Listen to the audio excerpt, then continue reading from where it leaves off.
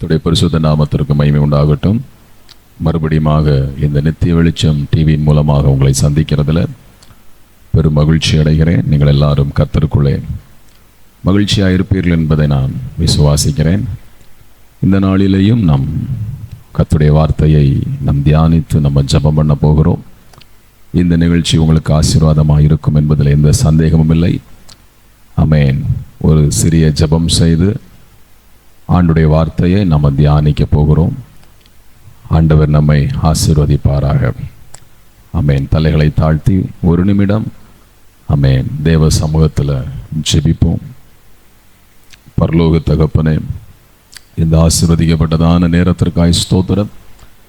இதோ இந்த தொலைக்காட்சி பெட்டியின் மூலமாக, சமூக வலைத்தளங்கள் மூலமாக, இந்த நித்திய வெளிச்சம் டிவியின் மூலமாக இந்த நிகழ்ச்சியை பார்த்து கொண்டிருக்கிற ஒவ்வொரு தேவ பிள்ளைகளுக்காக உமக்கு ஸ்தோத்திரம் ஆண்டவரே. தேவ பிரசன்னம் இந்த நேரத்தில் அவர்களை சூழ்ந்து கொள்வதாக, உடைய கிருபை அவர்களோடு தங்கி இருக்கட்டும் என்று நான் ஜெபிக்கிறேன். இந்த செய்தி அவர்களுக்கு ஆசீர்வாதமாய் காணப்படட்டும். எதிர்பார்ப்போடு வேண்டுதலோடு ஆண்டவரை அமர்ந்திருக்கிற நம்முடைய பிள்ளைகளை நீர் ஆசீர்வதிக்க வேண்டும் என்று நான் ஜெபிக்கிறேன். உடைய கைகளிலே ஒப்பு கொடுக்கிறோம். உடைய பிள்ளைகளின் ஜனங்களின் இருதயங்களை ஆண்டவரே நீர் திறந்தருள்வீராக. உங்கள் நாமம் மகிமைப்படட்டும். எல்லா துதி கன மகிமையையும் உமக்கு செலுத்துகிறோம். இரட்சகரும் மீட்பெருமாயிருக்கிற இயேசு கிறிஸ்துவின் மூலம் ஜெபிக்கிறோம் பிதாவே. ஆமென். ஆமென். மறுபடியும் உங்கள் ஒவ்வொருவரையும் ஆண்டவராகிய இயேசு கிறிஸ்துவின் நாமத்தினாலே வாழ்த்துகிறேன். கர்த்தர் தாமே உங்கள் ஒவ்வொருவரையும் ஆசீர்வதிப்பாராக. ஆமென்.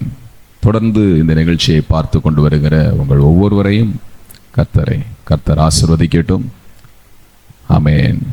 தொடர்ச்சியாக நாம் ஒரு வேத பகுதியை தியானித்து கொண்டு வருகிறோம். இயேசு எப்படிப்பட்டவர் என்று ஒரு வேத பகுதியை நாம் தியானித்து கொண்டு வருகிறோம். கடந்த நாட்களிலேயும் அதை நாம் தியானித்திருக்கிறோம். சகையு என்கிற ஒரு மனிதன் இயேசு எப்படிப்பட்டவரோ என்று அறிந்து கொள்ள விரும்பினான். லூக்கா எழுதின சுவிசேஷம் 19ஆம் அதிகாரம் அதனுடைய 3வது வசனத்தின்படி, சகையு என்கிற ஒரு மனிதன் இயேசு எப்படிப்பட்டவர், ஆமென், அவர் என்ன கிரியை செய்கிறார், எல்லாரும் அவரை தேடுகிறார்களே, அவர் எப்படிப்பட்டவர், அவர் என்ன செய்வார் என்கிறதான ஒரு ஏக்கமும் ஒரு தாகமும் ஒரு ஆசையும் இந்த மனிதனுக்கு ஏற்பட்டது. எனவே அந்த இயேசுவை தேடுவதற்காய் வகை தேடினான், கடந்து சென்றான், முயற்சி செய்தான். இந்த இயேசுவை பார்க்க முயற்சி செய்தான். இந்த நிகழ்ச்சியை பார்த்து கொண்டிருக்கிற தேவ பிள்ளைகளே, உங்கள் வாழ்க்கையிலையும் இந்த கேள்வி இருக்கலாம். எல்லாரும் இயேசுவை தேடுகிறார்கள், எல்லாரும் இயேசுவை தேடி சந்தோஷமாக இருக்கிறார்கள். இந்த இயேசு எப்படிப்பட்டவர், யார் என்பதை நீங்கள் அறிந்து கொள்ள விரும்புவீர்கள் என்றால் இந்த நிகழ்ச்சி உங்களுக்கு நிச்சயமாக பிரயோஜனமாக இருக்கும் என்பதில் எந்த சந்தேகமும் இல்லை. இந்த இயேசு எப்படிப்பட்டவர் என்பதை தொடர்ச்சியாக ஒரு சில வாரங்களாக நாம் இந்த நிகழ்ச்சியின் மூலமாய் தியானித்து வருகிறோம்.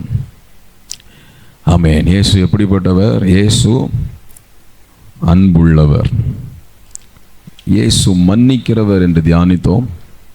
இயேசு வல்லமையுள்ளவர் என்று தியானித்தோம். இயேசு தாழ்மையுள்ளவர் என்று தியானித்தோம். இயேசு நம்மோடு பேசுகிறவர் என்று தியானித்தோம். இன்றைக்கும் இன்னொரு காரியத்தை தியானிக்க போகிறோம். இயேசு எப்படிப்பட்டவர், இயேசு யார், ஆமென் என்பதை தியானித்து நம்ம ஜெபம் பண்ண போகிறோம். கட்டாயம் ஆண்டவராகிய இயேசு கிறிஸ்து இன்றைக்கு உங்களுக்கு உதவி செய்வார்.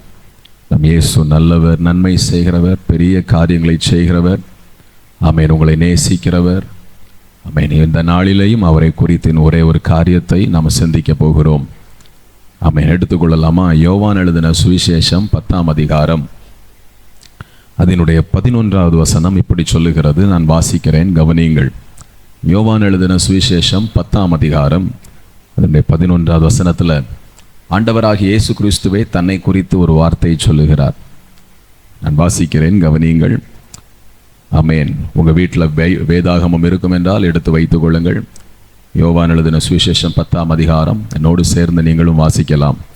யோவான் எழுதின சுவிசேஷம் 10ஆம் அதிகாரம் 11வது வசனம். நானே நல்ல மேய்ப்பன், நல்ல மேய்ப்பன் ஆடுகளுக்காக தன் ஜீவனை கொடுக்கிறான். ஆம் தேவ ஜனமே, இந்த இடத்துல இயேசு கிறிஸ்துவை சொல்லுகிறார், நான் நல்ல மேய்ப்பன். இயேசுவை தன்னை குறித்து சொல்லுகிறார், நான் ஒரு நல்ல மேய்ப்பன். ஒரு மேய்ப்பனை போல நான் என் ஜனங்களை நடத்துவேன். ஒரு மேய்ப்பனை போல என் ஜனங்களுக்கு நான் உதவி செய்வேன். நான் ஒரு நல்ல மேய்ப்பனாக இருப்பேன். ஆடுகளை உடைய ஒரு மேய்ப்பன் எப்படி தன் ஆடுகளை கவனித்து கொள்ளுகிறானோ அதே போல ஆமென், என்னை பின்பற்றுகிற ஜனங்களுக்கு நான் ஒரு நல்ல ஒரு மேய்ப்பனை போல நான் இருப்பேன் என்று ஆண்டவராக இயேசு கிறிஸ்து நம்மை பார்த்து சொல்லுகிறார். ஆம் தேவ பிள்ளைகளே, இயேசு கிறிஸ்து எப்படிப்பட்டவர் என்றால், அவர் ஒரு நல்ல மேய்ப்பன். ஒரு நல்ல மேய்ப்பன் ஆடுகளை எப்படி கவனித்து கொள்ளுகிறாரோ அதே போல இந்த நிகழ்ச்சியை பார்க்கிறவங்க ஒவ்வொருவரையும் இயேசு கவனித்து கொள்ளுவார். இயேசு உங்களை கைவிட மாட்டார். ஆமென். இந்த நாளிலேயும் ஒரு மேய்ப்பன், நல்ல மேய்ப்பனாகிய இயேசு என்னென்ன காரியங்களை செய்வார்னு நம்ம தியானிக்க போகிறோம். இயேசு நல்ல மேய்ப்பன்.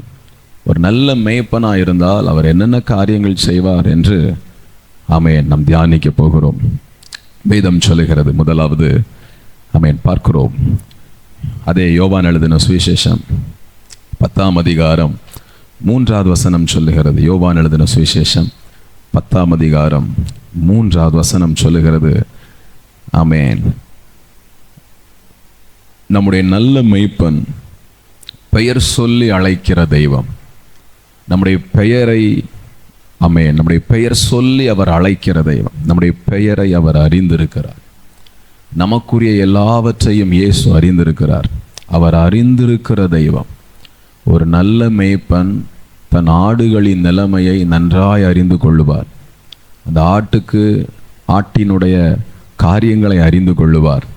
அதே போல நாம் ஆராதிக்கிற ஆண்டவராக இயேசு கிறிஸ்து நம்மை அறிந்திருக்கிறார். உங்கள் உள்ளத்தில் இருக்கிற ஏக்கங்களை இயேசு அறிந்திருக்கிறார். உங்கள் பெயரை இயேசு அறிந்திருக்கிறார். யோவான் 10ஆம் அதிகாரம் 3ஆம் வசனம், யோவான் 10ஆம் அதிகாரம் 15ஆம் வசனங்களில் நீ வாசித்து பாருங்கள்.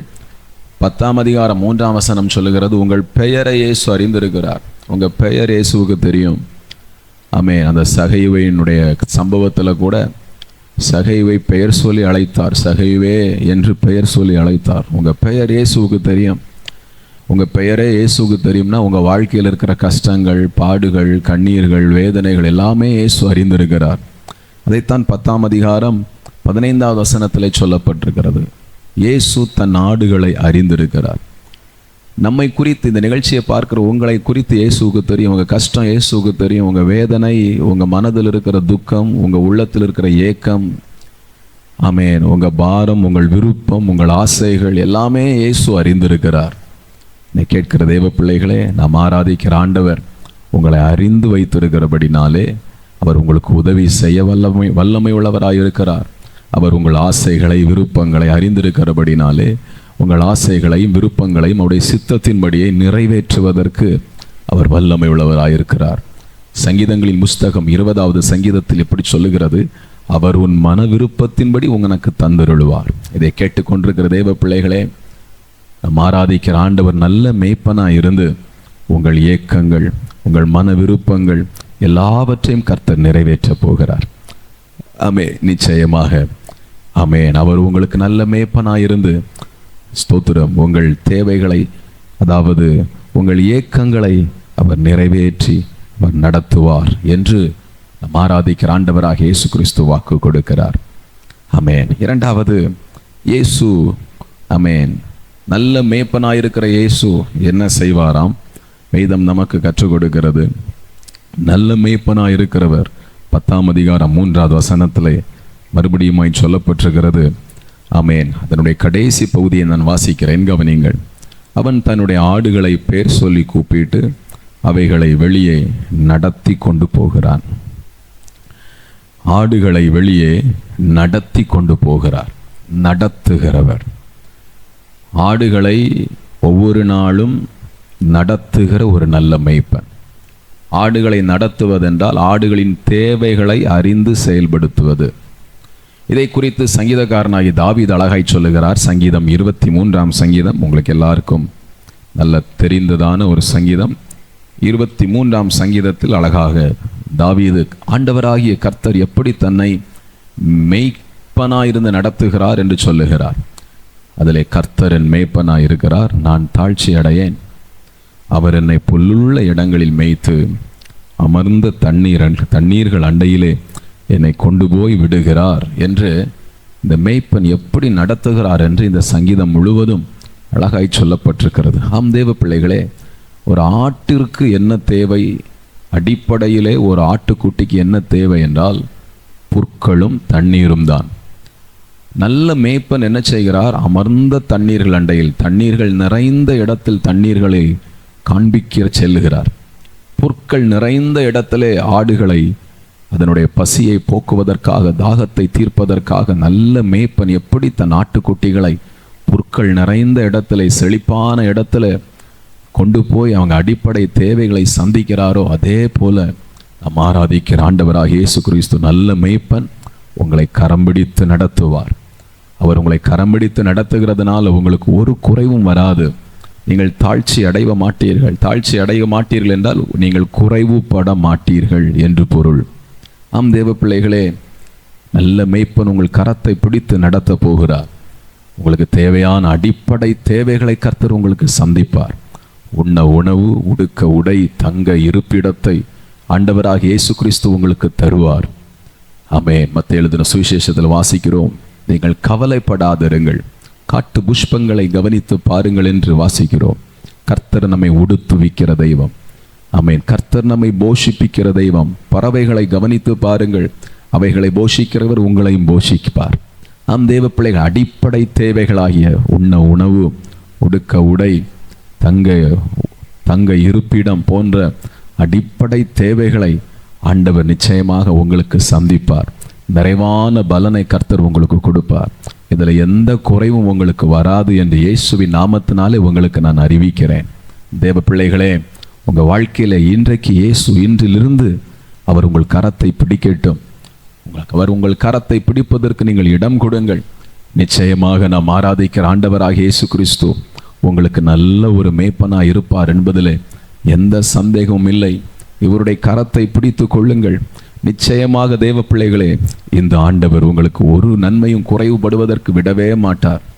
ஆமென். உங்களுக்கு அடிப்படையான எல்லா தேவைகளையும் இந்த இயேசு உங்களுக்கு சந்திப்பார். ஆமென். நிச்சயமாக இயேசு நல்ல மேய்ப்பனாக உங்கள் ஒவ்வொருவருக்கும் இருக்க போகிறார். மூன்றாவதாக, நல்ல மேய்ப்பனாகி இயேசு என்ன செய்வாராம்? வேதம் நமக்கு கற்றுக் கொடுக்கிறது. 10ஆம் அதிகாரம், அதே யோவான் எழுதின சுவிசேஷம் 10ஆம் அதிகாரம் அதனுடைய 4வது வசனம் இப்படியாய் சொல்லுகிறது. 10ஆம் அதிகாரம் 4வது வசனம், யோவான் 10ஆம் அதிகாரம் 4ஆம் வசனம் வாசிக்கிறேன், கவனிங்கள்.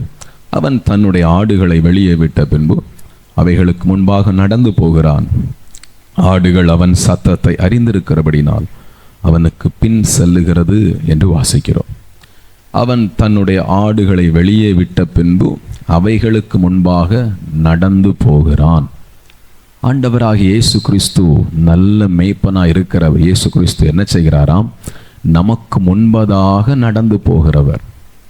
எப்படி வாழ வேண்டும், எப்படி வாழ்ந்து எப்படி நடக்க வேண்டும், இந்த உலகத்தில் எப்படி ஒவ்வொரு சூழ்நிலைகளிலேயும் எப்படி கையாள வேண்டும் என்று நமக்கு முன்பதாக இந்த உலகத்தில் ஆண்டவராக இயேசு கிறிஸ்து வந்து 2000 வருடங்களுக்கு முன்பதாக இந்த உலகத்தில் இயேசு கிறிஸ்து வந்து நமக்கு முன்பதாக எப்படி வாழ வேண்டும், எப்படி பிரச்சனைகளை கையாள வேண்டும், எப்படி உலகத்தை ஜெயிக்க வேண்டும் என்பதை அவர் வாழ்ந்து காண்பித்து கடந்து சென்றிருக்கிறார். தேவஜனமே, ஆமென். வழி தெரியாத ஒரு ஆட்டை போல நாம் நிற்க வேண்டிய அவசியமில்லை.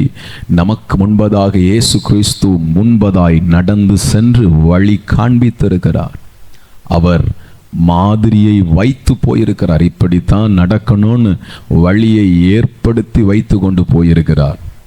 தடைகளை நீக்கும்படிக்கு நமக்கு முன்பதாக இந்த இயேசு கிறிஸ்து நடந்து சென்றிருக்கிறார். நம் கோணலானவைகளை செவ்வையாக்கும்படிக்கு அவர் நமக்கு முன்பதாக நடந்து சென்றிருக்கிறார். வழி தெரியாமல் ஆட்டை போல நாம் சுற்றி திரியாதபடிக்கு இப்படித்தான் வாழணும் என்று சொல்லி இயேசு கிறிஸ்துவே இந்த உலகத்திற்கு வந்து வாழ்ந்து காண்பித்து எப்படி வாழ வேண்டும் என்பதை ஆமென் அவரே தன் வாழ்க்கையிலே நிரூபித்து கொண்டு போயிருக்கிறார். அன்பு தேவ பிள்ளைகளே, ஆமென். இயேசு ஏன் நல்ல மேய்ப்பர் என்றால், வெறுமனே இப்படி போ அப்படி போ என்று சொல்லி கொண்டிருக்காமல், இப்படித்தான் போக வேண்டும் என்று தான் செயல்படுத்தி வாழ்க்கையிலே சொன்னதை செய்து காண்பித்து இப்படி வாழ வேண்டும் என்று தானும் வாழ்ந்து காண்பித்து கொண்டு போயிருக்கிறார். அவர் நமக்கு முன்பதாய் வாழ்ந்து காண்பித்து போயிருக்கிறார். நாமும் அவரை போல, அவர் எப்படி வாழ்ந்தாரோ, அவர் எப்படி இந்த உலகத்தில் வாழ்ந்து காண்பித்தாரோ, அதே போல நீங்களும் வாழணுங்கிற விருப்பத்தோடு எதிர்பார்ப்போடு இந்த இயேசு கடந்து சென்றிருக்கிறார். ஒரு மேய்ப்பனுக்கு பின்னாக ஆட்டுக்குட்டிகள் எப்படி மேய்ப்பன் போகிற வழியிலே ஆட்டுக்குட்டிகள் பின்னாக நடந்து போகிறதோ, அதே போல இயேசு கிறிஸ்து நடந்த வழியிலே, இயேசு கிறிஸ்து வாழ்ந்த செயல்முறையிலே நீங்கள் ஒவ்வொருவரும் வாழும்படிக்கு இயேசு விரும்புகிறார். அதனால் தான் இயேசு சொன்னார், ஆமென், நான் வெறுமனையே சொல்லி கொண்டிருக்க மாட்டேன், நான் சொன்னதை செய்து காண்பித்து, அவர் என்ன சொன்னாரோ அதை செய்து காண்பித்தார், அதை வாழ்ந்து காண்பித்து, அதற்கு பிற்பாடு தன் ஜனங்களை பார்த்து சொன்னார், தன்னை பின்பற்றி வருகிற ஜனங்களை பார்த்து சொன்னார், இதன்படி நடவுங்கள், ஆமென், இந்த நான் போன வழியிலே நடவுங்கள், எனக்கு பின்னாக நடந்து வாருங்கள் என்று ஆண்டவராகிய இயேசு கிறிஸ்து சொல்லுகிறார். தேவ பிள்ளைகள், இயேசு நல்ல மேய்ப்பன். ஏனென்றால் அவர் நமக்கு முன்பதாய் கடந்து போய் கொண்டிருக்கிறார். நம்முடைய பிரச்சனைகளுக்கு முன்பதாய் அவர் கடந்து போய் கொண்டிருக்கிறார். நம்முடைய வாழ்க்கைக்கு முன்பதாய் அவர் கடந்து போய் கொண்டிருக்கிறார். நம்முடைய கண்களை அவருக்கு நேராய் பதிய வைத்து அவரையே நோக்கி பார்த்து முன்னேறுவோம் என்றால் நிச்சயமாய் நாம் வழி தவற மாட்டோம். நிச்சயமாய் நம்முடைய வாழ்க்கையில ஜெயம் உண்டு, நம்முடைய வாழ்க்கையில விடுதலை உண்டு. சாத்தானின் கிரியைகளை நாம் மேற்கொள்ள முடியும். இயேசுவை மாத்திரமே உங்கள் கண்களை, இயேசுவின் மீது மாத்திரமே உங்கள் கண்களை பதிய வைத்து அவரையே பின்தொடருங்கள்.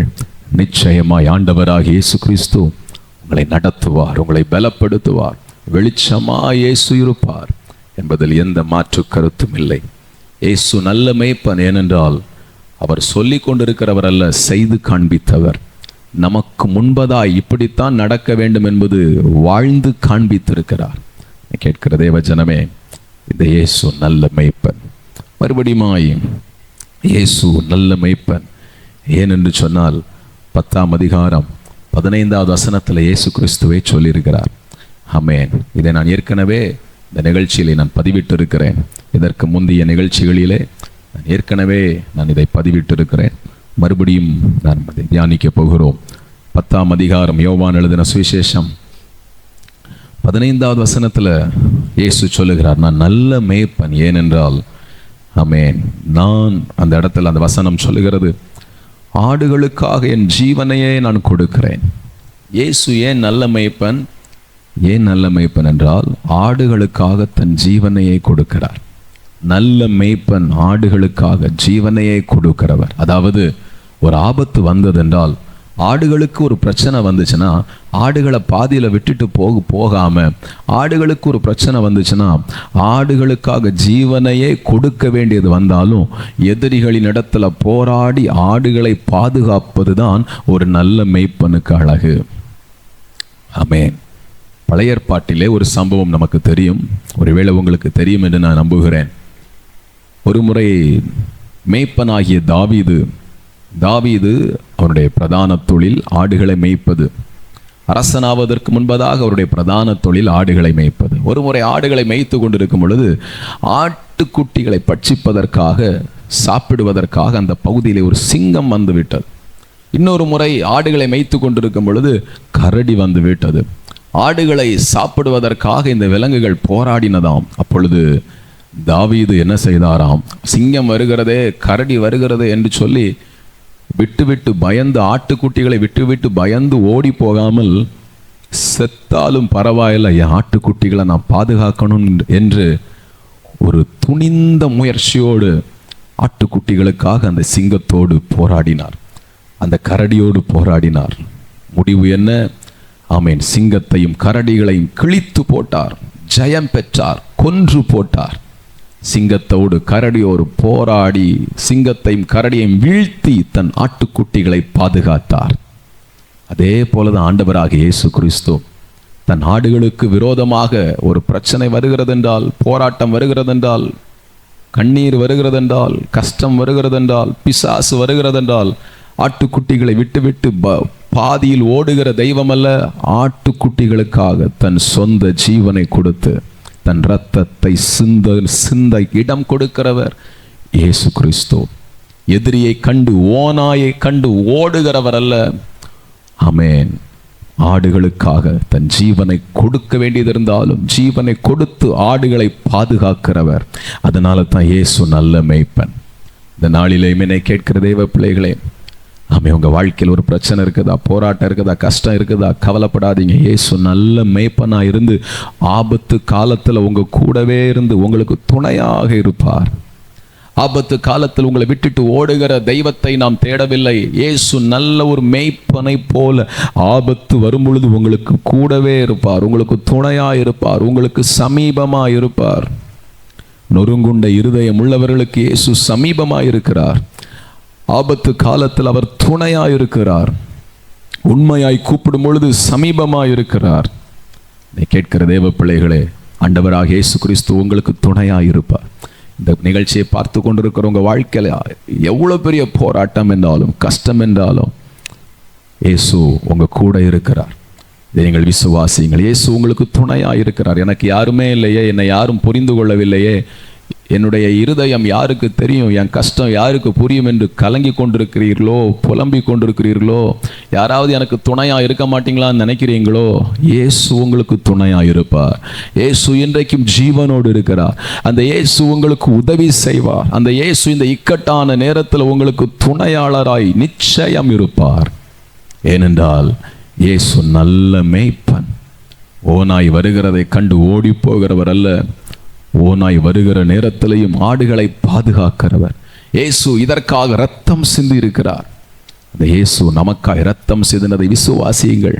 அவரை பற்றி பிடித்துக் கொள்ளுங்கள். ஆமென். நிச்சயம் இந்த கடினமான நேரத்தில் இயேசு உங்களுக்கு துணையாய் இருப்பதை நீங்கள் உங்கள் வாழ்க்கையில் அனுபவிக்க முடியும் என்பதிலே எந்த மாற்று கருத்தும் இல்லை. ஆம் தேவ பிள்ளைகளே, இயேசு நல்ல மேய்ப்பன். கடைசியாக ஒரு காரியத்தை சொல்லி நான் முடிக்கிறேன். இயேசு நல்ல மேய்ப்பன். நல்ல மேய்ப்பன் என்ன செய்கிறார்? யோவான் 10ஆம் அதிகாரம் 28வது வசனத்தை நான் வாசிக்கிறேன், கவனியுங்கள். யோவான் எழுதின சுவிசேஷம் 10ஆம் அதிகாரம் 28வது வசனம் நான் வாசிக்கிறேன், கவனியுங்கள். நான் அவைகளுக்கு நித்திய ஜீவனை கொடுக்கிறேன், அவைகள் ஒரு காலம் கெட்டு போவதில்லை, ஒருவனும் அவைகளை என் கையிலிருந்து பறித்து கொள்வதும் இல்லை என்று இயேசு சொல்லுகிறார். நான் அவைகளுக்கு நித்திய ஜீவனை கொடுக்கிறேன். நல்ல மேய்ப்பன் தன் ஆடுகளுக்கு நித்திய ஜீவனை கொடுக்கிறேன் என்று வாக்கு கொடுக்கிறார். இந்த நிகழ்ச்சியை பார்த்து கொண்டிருக்கிற தேவ பிள்ளைகளே, இயேசு உங்கள் ஒவ்வொருவருக்கும் நல்ல ஒரு மேய்ப்பனா இருந்து நித்திய ஜீவனை கொடுப்பேன் என்று வாக்கு கொடுக்கிறார். நீங்கள் ஆண்டவருடைய கைகளில் இருக்கிறீர்கள். ஒருவனும் இயேசுவின் கைகளில் இருந்து உங்களை பறித்து கொள்ள முடியாது. ஏனென்றால் நீங்கள் கர்த்தரின் கரத்தில் இருக்கிறீர்கள். எதற்காக இருக்கிறீர்கள்? உங்களுக்கு நித்திய ஜீவனை கொடுப்பதற்காக, உங்களுக்கு பரலோக பாக்கியத்தை கொடுப்பதற்காக. இந்த உலகத்திலே பெரிய ஒரு ஆசீர்வாதம் பரலோக பாக்கியத்தை பெற்றுக்கொள்வதுதான். இந்த உலகம் அழிய போகிறது. வானமும் பூமியும் அழிந்து போய்விடும். நாம் பார்க்கிற எல்லாம் அழிந்து போய்விடும்.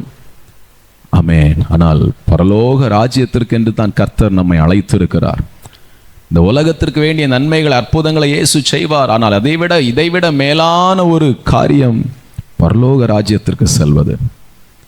இயேசு அந்த பரலோக ராஜ்யத்திற்கு போகத்தக்கதான கிருபையை உங்களுக்கு தருவார்.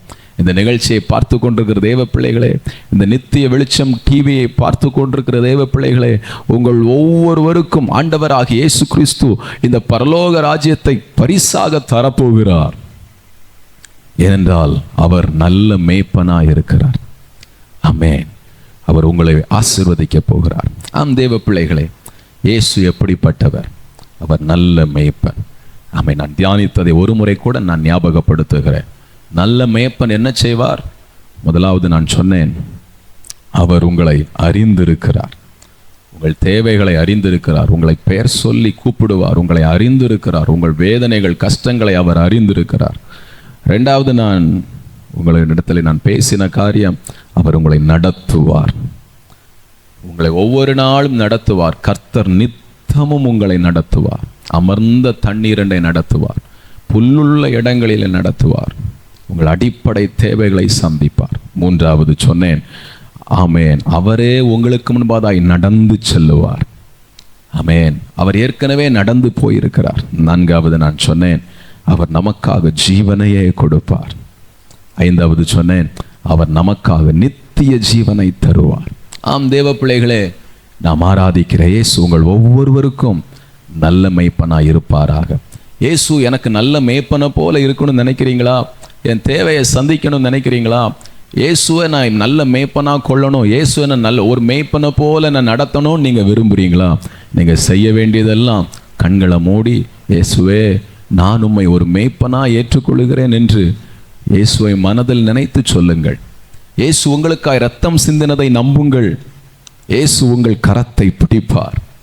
இயேசு உங்களுக்காக இரத்தம் சிந்தினதை, மரித்ததை நீங்கள் விசுவாசியுங்கள், ஏற்றுக்கொள்ளுங்கள். இயேசுவே நான் உம்மை ஒரு மேய்ப்பனா ஏற்றுக்கொள்ளுகிறேன், இன்று முதல் என்னை நடத்தும் ஆண்டவரே என்று அந்த இயேசுவின் இடத்திலே பேசுங்கள். கண்களை மூடி இயேசுவை மனதில் நினைத்து அறிக்கை செய்யுங்கள். இப்பொழுதிலிருந்து கட்டாயம் இயேசு உங்கள் கரத்தை பிடிக்க ஆரம்பிப்பார். உங்கள் தேவைகள் சந்திக்கப்படும். உங்களுக்கு நல்ல துணையாளராய் இயேசு இருப்பார். உங்களுக்கு பரலோக வாழ்க்கையை கர்த்தர் கொடுப்பார். ஆம் தேவ பிள்ளைகளே, ஆமென். கண்களை மூடி ஜெபிப்பீங்களா? இயேசு உங்களை நடத்த ஆவலா இருக்கிறார். அவர் உயிரோடு இருக்கிறார். நீங்க இயேசுவேன்னு கூப்பிடுகிற அடுத்த செகண்ட்ல இயேசு உங்க முன்னாடி வந்து நிற்பார். கண்களை மூடி, இயேசுவே நான் உண்மை மேய்ப்பனா ஏற்றுக்கொள்கிறேன். நீங்க தான் என்னுடைய மேய்ப்பன். ஒரு ஆட்டுக்குட்டியை போல என்னை நடத்தும் ஆண்டவரேன்னு ஒரு சிறு குழந்தையை போல இயேசுவினிடத்தில் கேட்பீர்களா? கட்டாயம் இயேசு உங்களுக்கு உதவி செய்வார். ஜெபிக்கலாமா? கண்களை மூடுங்கள். எல்லாரும் ஆண்டவரை நோக்கி பார்ப்போம். இயேசு நல்லவர். எல்லாரும் கண்களை மூடுங்க. அந்த இடத்துல இயேசுவேன்னு கூப்பிடுங்க. இயேசுவே எனக்கு உதவி செய்யுங்கப்பா, என் கரத்தை பிடிங்கப்பா, நான் தேவையில் இருக்கிறேன், நான் கஷ்டத்தில் இருக்கிறேன், ஆபத்தில் இருக்கிறேன். இயேசுவே எனக்கு உதவி செய்யுங்க, என்னை நடத்துங்க. எனக்கு அடிப்படை தேவை இல்லாமல் இருக்குது, என்னை நடத்துங்க. நீர் இன்னைக்கு என்னை நடத்துங்க. பண தேவை இருக்குது, இன்னைக்கு என்னை நடத்துங்க. ஆண்டவர்கிட்ட கேட்பீங்களா? ஜெபம் பண்ணுங்க. எல்லாரும் கண்களை மூடி ஜெபிக்க ஆரம்பிங்க. பார்க்கலாம். உங்களுக்காக நான் இணைந்து ஜெபிக்கிறேன். ஹல்லேலூயா. நல்ல தகப்பனே, இந்த செய்தியை கேட்டு ஆமென் ஜெபித்து கொண்டிருக்கிற நம்முடைய பிள்ளைகளுக்காக ஸ்தோத்திரம். இந்த வசனத்தை கேட்டு விசுவாசிக்கிற ஒவ்வொருவருக்காக ஸ்தோத்திரம். நானே நல்ல மேய்ப்பன் என்று சொன்னீரே. ஒரு நல்ல மேய்ப்பனா இருந்து ஆட்டுக்குட்டிகளை நடத்துகிறது போல என் ஜனங்களை நடத்துவேன் என்று சொன்னீரே.